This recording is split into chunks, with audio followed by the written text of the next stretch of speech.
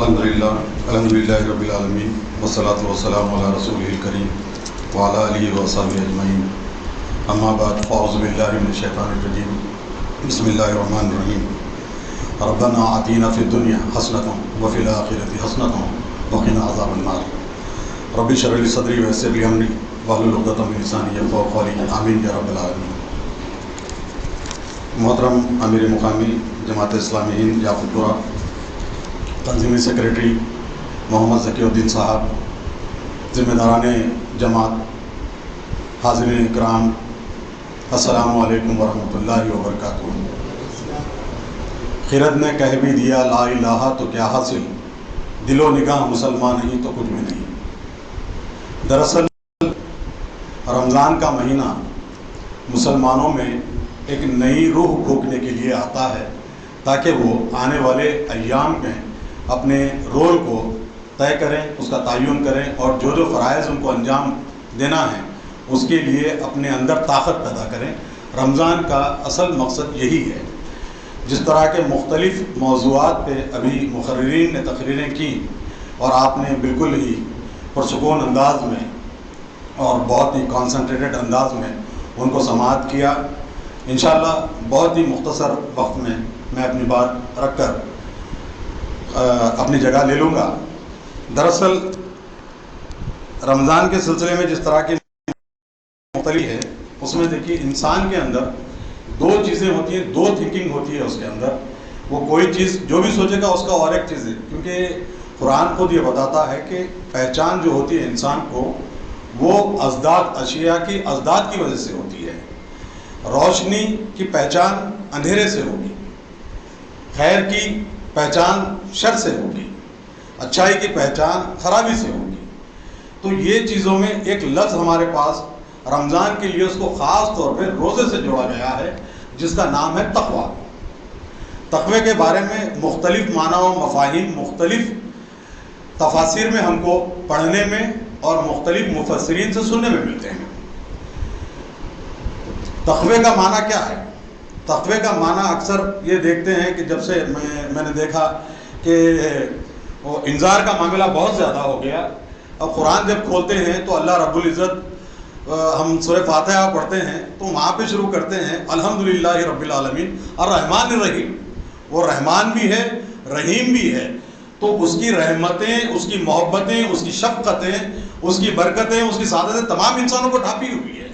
تو انذار کا لفظ جو ہوتا ہے ان لوگوں کے لیے ضروری ہے جن کے قلب شقیق ہو چکے ہیں۔ بہت ہی خطرناک، ایک پہلوان کے سامنے جا کے محبت کی بات کریں گے تو مان گیا نہیں بات کو۔ بہت ہی خطرناک ایک طاقتور آدمی رہا تو اس کو پٹکی لگانا پڑتا، وہاں پہ انذار کی ضرورت ہے۔ عموماً عام لوگ جو ہوتے ہیں ان میں جو ہوتی ہے وہ بہت ہی نرم دل ہوتے ہیں، اور جب ان کے پاس رحمت کی باتیں ہوتی ہیں، محبتیں کی باتیں ہوتی ہیں تو ان کے دل پسیج جاتے ہیں، نرم پڑ جاتے ہیں۔ تو ایک حدیث کا مفہوم بھی ہے الایمان بین الخوف والرجاء۔ ایمان جو ہوتا ہے خوف اور رجا کی کیفیت میں ہوتا ہے۔ تو یہ چیز میں توازن جب آ جائے گا تو یہ زندگی میں بھی توازن کس طرح سے پیدا ہوگا؟ یہ تقوی کے ذریعے سے ہی پیدا ہوگا۔ تقوی کا مطلب ہے بچنا۔ کس سے بچنا؟ اللہ نے جو نہیں کرنے کا، نہ کرنے کا حکم دیا ہے ان کاموں سے اپنے آپ کو بچا لینا۔ یعنی جو کام کرنے کا حکم دیا ہے وہ نہیں کرنے سے بچنا، اور جو کرنے کا حکم دیا ہے اس کو نہیں کرنے سے بچنا، یعنی ڈوز اینڈ ڈونٹس، یہ دو چیزوں سے بچنا، یہی اصل معاملہ ہے۔ تو یہ تقوی والی کیفیت اسی حالت میں پیدا ہوگی، اور یہ 29 دن کا یہ ہمارا ٹریننگ پیریڈ ہے، جس سے ہم گزر کے آنے والے دنوں میں جتنے بھی موضوعات تقاریر کے ہوئے ہیں اس میں تعمیر، سماج کی تعمیر کیسے کی جائے، اور اقامت دین کس طرح سے نافذ کیا جائے، اور پھر دوسری جو تھی قدر کی رات کی جو مغفرت ہے، یہ دیکھیے ایک کانسیپٹ ہمارے ذہنوں میں یہ آ گیا ہے کہ ہم ہر چیز فرائض کو پس پش ڈال دیتے ہیں اور ثواب کی نیت سے ہر کام کرتے ہیں۔ اگر بندگی قل ان صلاتی و نسکی و محیایا و مماتی للہ رب العالمین، میرا جینا، میری نماز، میرا روزہ، میری قربانی، میری تمام چیزیں اللہ کی بندگی کے لیے ہے، یہ کانسیپٹ ہمارے اندر آنا ہے اطاعت کا، اطاعت کا جب کانسیپٹ ہمارے اندر آئے گا تبھی یہ چیزیں ہمارے اندر، یہ اطاعت جب تک نہیں آئے گی یہ چیزیں ہمارے اندر نہیں آئیں. تو اطاعت کے لیے سب سے پہلے اپنے دل کو جو ہوتا ہے، بھرے ہوئے برتن میں کوئی چیز کو نہیں ڈال سکتے ہیں، تو برتن کو پہلے خالی کرنا پڑے گا. اگر برتن بھرا ہوا رہا پانی ڈالیں گے تو ابل کے نکل جائے گا.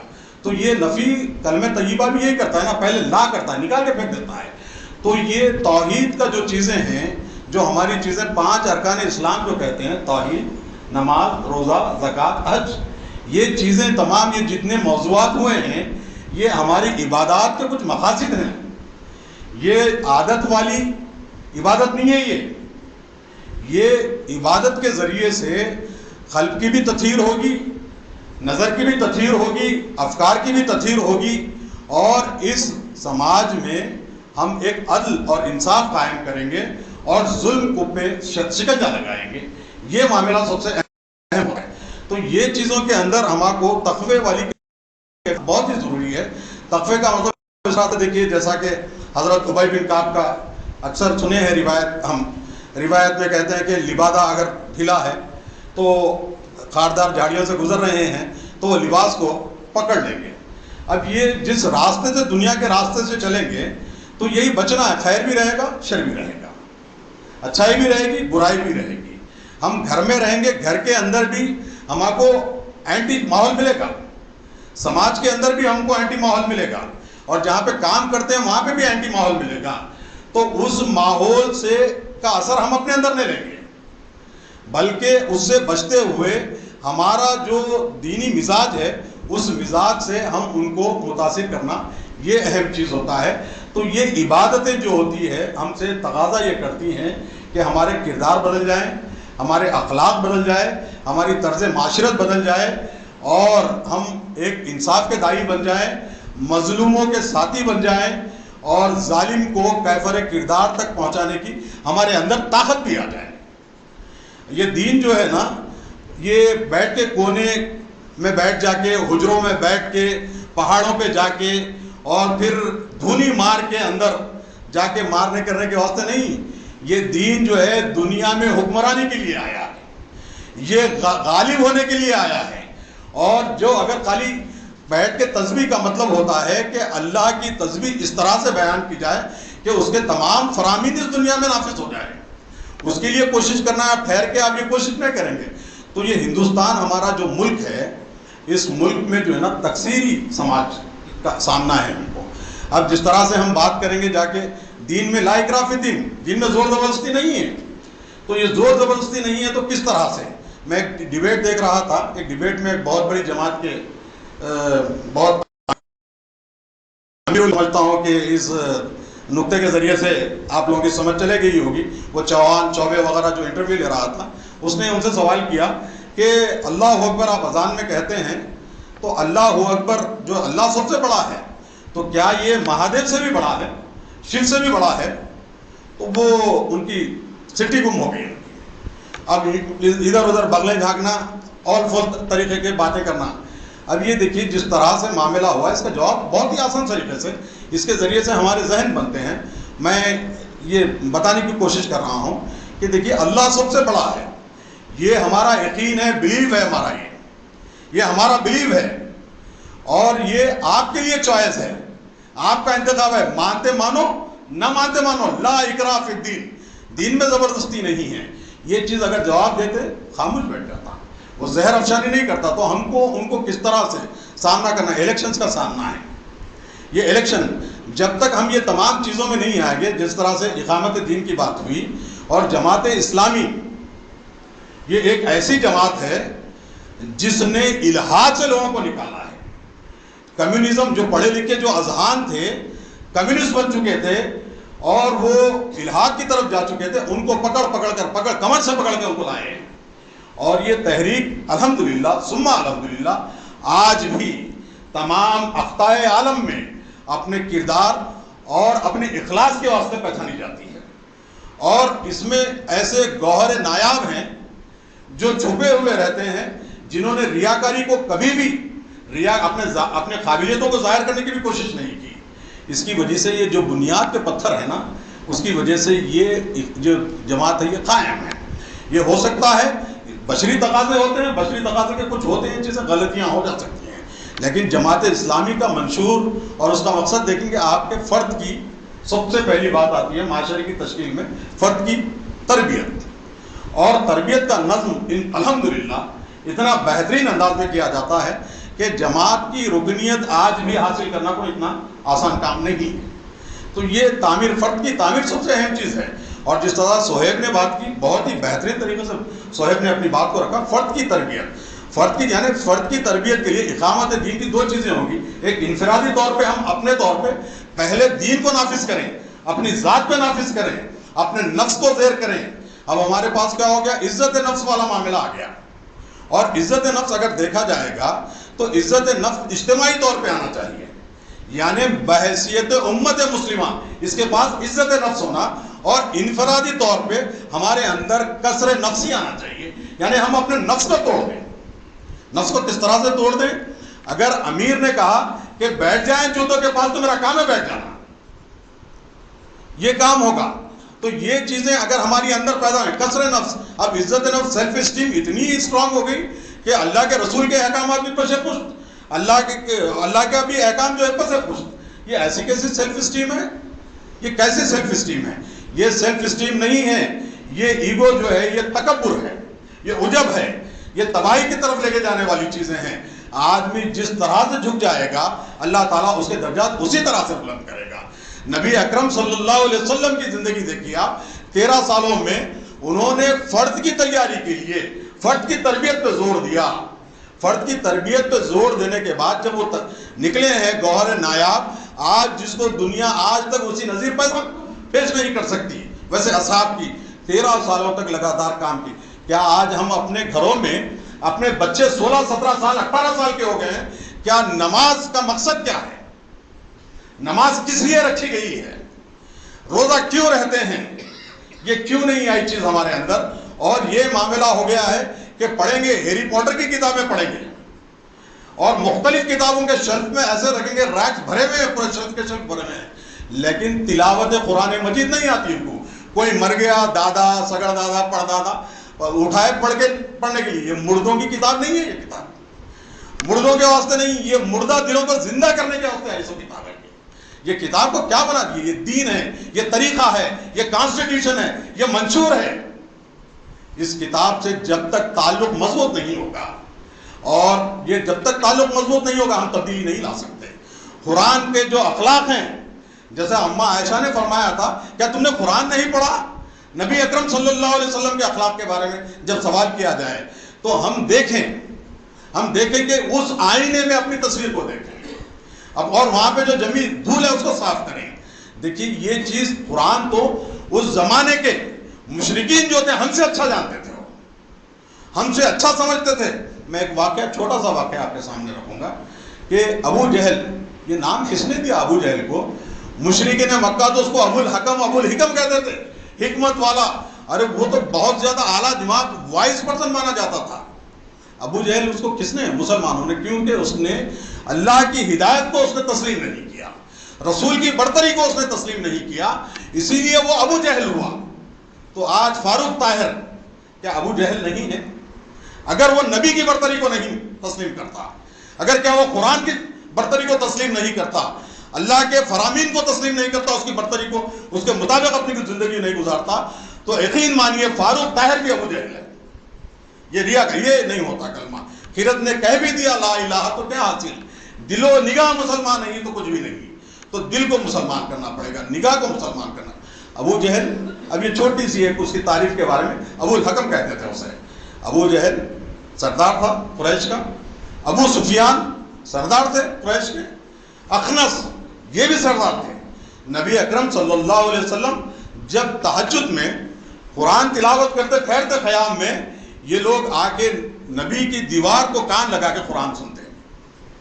تو جب صبح کا پاؤں پھٹ رہی تھی اس سے پہلے یہ تینوں ٹکرا گئے، بولے کہ دیکھیں کہ یہ نبی کے پیغام کو ہم تسلیم کر رہے ہیں اور کھینچ کے آ رہے ہیں قرآن کو سننے کے لیے، تو عام لوگوں کے معاملہ کیا ہوگا ہماری مخالفت کا؟ تو عہد کرتے ہیں، تینوں مل کے عہد کرتے ہیں کہ کل ہم پھر دوسری مرتبہ آپ نہیں آئیں گے، محمد صلی اللہ علیہ وسلم سے تلاوت قرآن کو سننے کے لیے نہیں آئیں گے، لیکن دوسری شب بھی اپنے آپ کو روک نہیں سکتے، کیونکہ یہ اگر یہ کلام کوئی سن لیتا ہے تو یہ جو ہوتی ہے نا بنجر زمین کے اندر یہ سبزہ اٹھ کے آتا ہے، گل بوٹے پیدا کر دیتا ہے، معطر کر دیتا ہے افکار کو، نظروں کو پاک کر دیتا ہے، خط کو زندہ کر دیتا ہے۔ وہ پھر دوسری شب بھی آ جاتے ہیں، آ کے پھر نبی اکرم صلی اللہ علیہ وسلم کی زبان مبارک سے تلاوت قرآن پاک کو سنتے ہیں، پھر نکلتے ہیں، وقت ختم ہوتا ہے، نکلتے پھر ٹکرا جاتے ہیں، ارے بولتے کہ پھر بول لیتے ہیں ہم روک نہیں سکے، ایک دوسرے کو بول لیتے ہیں، تو بولتے ہیں کہ اب وعدہ کرتے ہیں کہ کل نہیں آئیں گے۔ پھر تیسری شب بھی آ جاتے ہیں تو جب پختہ عہد کرتے ہیں وہ لوگ کہ اب ہم نہیں آئیں گے، اب ایک دوسرے دن صبح میں اب اخنس کیا کرتا ہے، ابو سفیان کے پاس جاتا ہے، جا کے کہتا ہے کہ ابو سفیان یہ بتاؤ کہ کلام میں تو کچھ کشش ہے، کچھ بات ہے، دیکھیے تسلیم کر رہے ہیں مشرکین مکہ، تسلیم کر رہے ہیں کلام میں کس طرح سے، تو کہتا ہے یہ بات تو بالکل درست ہے، میں بھی مانتا ہوں کہ کلام میں یہ جو سچائی، حقانیت اور یہ فرقان ہے، فرق کرنے والا ہے۔ وہاں سے نکل کے بولتے ہیں ابو سفیان پکڑ کے چلو اخنس ہم جاتے ہیں ابو الحکم کے پاس جاتے ہیں، کیونکہ وہ کون تھا، بہت ہی انٹلیکچوئل آدمی مانا جاتا تھا، بہت ہی وائس مانا جاتا تھا، اس کے پاس جاتے ہیں، جا کے کہتے ہیں ابو جہل سے کہ ابو جہل سے کہتے ہیں ابو الحکم، ہم ابو جہل کہہ رہے ہیں، ابو الحکم اب بتائیے کہ یہ معاملہ کیا ہے کہ قرآن محمد صلی اللہ علیہ وسلم جو تلاوت ان کے اوپر جو کلام نازل ہو رہا ہے اللہ کا، یہ کیا ہے، تو کہتا ہے کہ حق ہے، کیا محمد صلی اللہ علیہ وسلم جو سوال ہی نہیں ہوتا محمد صلی اللہ علیہ وسلم جھوٹے ہونے کا، یہ ہم دونوں کے اندر ہمارے قبیلے میں ان کے قبیلے میں ایک کمپٹیشن چلتا ہے، ایک مسابقت ہے، وہ اگر کھانا کھلاتے ہیں حاجیوں کو ہم بھی کھانا کھلاتے ہیں، وہ پانی پلاتے ہیں ہم بھی پانی پلاتے ہیں، حتیٰ کہ جو گھوڑوں کے جو برابر جو ٹکنے جو پیر رکھتے ہیں نا گھوڑوں کو بھی اس طرح سے لے کے چلتے ہیں، لیکن محمد صلی اللہ علیہ وسلم نے اب اپنی نبوت کا اعلان کر دیا، ہم کس طرح سے نبوت کا اعلان کریں گے، اب یہ تو سب سے برتر ہو چکے ہیں۔ یہ چودراہٹ والا کانسیپٹ ہے، یہی ایگو ہے، اسی کو ایگو کہتے ہیں، سیلف اسٹیم نہیں کہتے ہیں اس کو، اور آج ہماری ذات میں یہ آ چکا ہے، ہم بھی وہی کیفیت میں آ چکے ہیں، چودراہٹ کیا کہ میرا سکہ چلے، قرآن کہاں پہ آتا ہے، بس خالی ایک خطبہ نکاح میں پڑھ لیے برکت کے واسطے، کوئی مر گیا تو ٹھہر کے خبر کرنے ہاتھ اٹھا کے اس کی مغفرت کے لیے چند آیات پڑھ لیے، تیسرے کی جو ہوتی ہے وہ اصالہ ثواب کے لیے پڑھ لیے، ارے قرآن یہ چیز نہیں ہے، یہ تبدیل کرنے کے لیے آیا ہے، انقلاب جس کو کہتے ہیں نا، قلب کا معنی ہے تبدیل، انقلاب اسی سے آیا ہے، تبدیل، یہ قلب بار بار بدلتے رہتا ہے، تو اس قلب کے اوپر جو ڈالتا ہے لگام وہ قرآن ہے، نبی کی سیرت ہے، تو یہ رمضان کا مہینہ ہم سے یہی تقاضا کرتا ہے کہ اس تمام کیفیات سے اپنے آپ کو گزاریں، تاکہ 11 مہینوں میں ہم مکمل ایک مسلمان کے طور پہ اپنی زندگی کو گزاریں اور لوگوں کے سامنے بتائیں کہ ایک مثالی مسلمان کیسا ہوتا ہے، اس کا کردار کیا ہوگا، اس کی گفتار کیا ہوگی، اس کے اخلاق کیسے ہوں گے، یہ تمام چیزوں کی ضرورت ہے۔ اس کے اندر یہ چیزوں نبی کریم صلی اللہ علیہ وسلم نے میں نے بتایا تھا کہ ایک انفرادی ایک اقامت دین ہوگا اور ایک اجتماعی اقامت دین ہوگا، جب تک ہم انفرادی طور پہ دین کو قائم نہیں کریں گے اجتماعیت کی طرف نہیں جا سکیں گے۔ نبی اکرم صلی اللہ علیہ وسلم نے 13 سالوں میں انفرادیت کو زور دیا، انفرادیت کے اوپر اپنی محنت لگائی، تب جا کے پھر جاتے ہیں کہاں پہ، مدینے یثرب کی طرف جاتے ہیں، وہاں پہ بھی دیکھیں گے کہ مختلف مذاہب تھے، وہاں پہ مختلف مذاہب، اب 3-4 جس طرح سے پلورل سوسائٹی ہمارے پاس بھی ہے، تو یہ پلورل سوسائٹی آج ہندوستان میں آپ دیکھیں گے کہ دلت، پچھڑے ہوئے طبقات اور دوسرے جو اکنامکلی بیکورڈ ہیں، فائنینشلی بیکورڈ ہیں، ایجوکیشنلی بیکورڈ ہیں، اب جا کے ان کے سامنے ہم دین کی صحیح تصویر پیش نہیں کر سک رہے ہیں۔ اب دیکھیں گے کوئی عبادت کے پاس ان کے پاس جائے گا، منفیت کا کیسا کانسیپٹ ہے، وہ کس طرح سے ہر چیز میں نفع نکالتے ہیں، اگر جاتے ہیں تو ایک ناریل ہونا، ایک اگربتی کا پڑا ہونا، پھول ہونا، یہ یہاں پہ تو مسجد میں یہ تمام چیزوں، اللہ کو حاجت ہی نہیں ہے تمام چیزوں کی، تو یہ جو بنانے والی چودراہٹ والی سسٹم ہے، اس کو ہم نے کیوں نہیں بتایا، تو کس طرح سے ہم نے بتایا کہ برہمن کے علاوہ کوئی دوسرا پوجا نہیں کر سکتا مندر میں، اس کو اور یہاں پہ ایک ادنا سا آدمی کل تک جو کافر تھا آج اسلام قبول کر لیتا ہے اور شریعت کا پابند ہو جاتا ہے، وہ ہمارا امام بن سکتا ہے۔ حضرت بلال حبشی، حضرت عمر اور جید صحابہ عشرہ مبشرہ سیدی کہہ کے پکارتے تھے، تو یہ مساوات کا درس، یہ کس طرح سے اسلام دیتا ہے، یہ تمام چیزوں کو ہم کو دیکھنا ہے. یہ چیزیں ہم جب تک نہیں دیکھیں گے اور اپنے اندر تبدیلی کی کیفیت کو نہیں پیدا کریں گے، بہت ہی مشکل کام ہو جائے گا. اب جیسا کہ لیلۃ القدر کا کانسیپٹ لے کے ہم بات کرتے ہیں، دیکھیے دین میں سخت مزاجی نہیں ہے، دین بہت سہل ہے. آج ہم رات بھر بیٹھ کے جاگنا، نیند آ رہی تو بھی مارتے رہنا ٹھونگے اور بیٹھتے رہنا، یہ عبادت نہیں ہوتی ہے. عبادت جتنی دیر خشوع خضوع باقی رہا، کتنی آسان حدیث ہے نبی کریم صلی اللہ علیہ وسلم کی. ایک حدیث سناتا ہوں آپ کو. جس نے عشاء کی نماز جماعت کے ساتھ پڑھ لی، پھر فجر کی نماز جماعت کے ساتھ پڑھ لی، اس کو تمام رات کی عبادت کا ثواب اس کو ملتا ہے. اللہ کتنا رحیم ہے، کتنا مہربان ہے. یہ چیزوں کی کیفیت. آج دیکھیے صبر پیدا ہونا ہے، کہا گیا ہے شہر الصبر کہا گیا ہے. صبر کی کیفیت کیا ہو گئی؟ 8 اور 20 لڑ رہی، یہی صبر ختم ہو گیا.